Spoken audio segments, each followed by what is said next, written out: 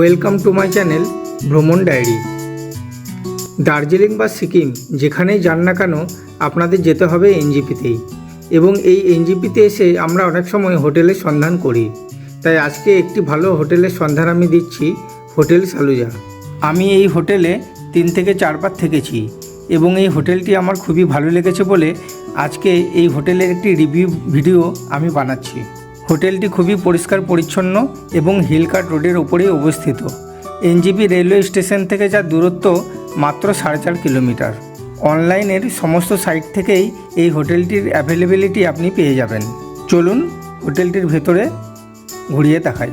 আমার হোটেলের room number ছিল 500। রুমটা 2টি ভাগে বিভক্ত। নিচের পোর্শনে বেডরুম এবং 4-5টা সিঁড়ির উপর ধাপেই ছিল ডাইনিং, ড্রেসিং টেবিল এবং বাথরুম।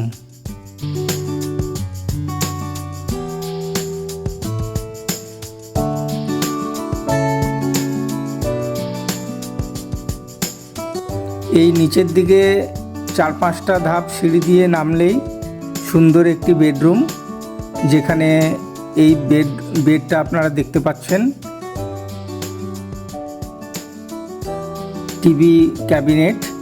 টিভি ক্যাবিনেটের উপরেই রয়েছিল ইলেকট্রিক কেটলি এবং কমপ্লিমেন্টারি 2টি মিনারেল ওয়াটারের বোতল।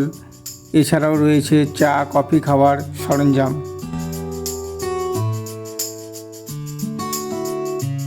আমাদের রুমটি ছিল ডিলাক্স এসি রুম।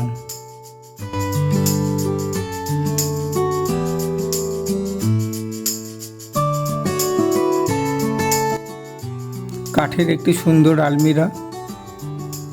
আলমিরার ভেতরে ছিল বালিশ, এক্সট্রা কম্বল।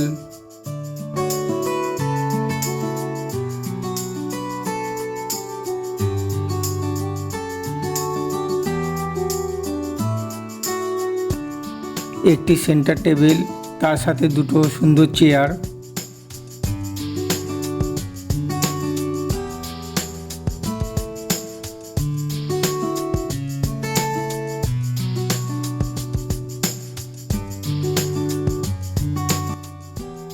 রুমটা বেশ সুন্দর করে সাজানো গোছানো ছিল।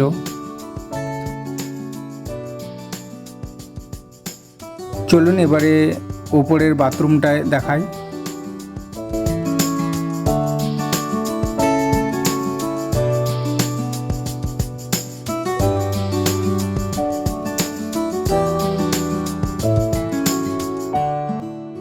এই হলো বাথরুমও বেশ পরিষ্কার পরিচ্ছন্ন। একটি ভালো হোটেলে যে বেসিক অ্যামিনিটিস থাকে বাথরুমে, সেগুলোই প্রায় সবই এখানে ছিল। গিজার, টাওয়েল রাখার সুন্দর হ্যাঙ্গার। সবথেকে বড় কথা, বাথরুমটি ছিল ঝকঝকে পরিষ্কার পরিচ্ছন্ন।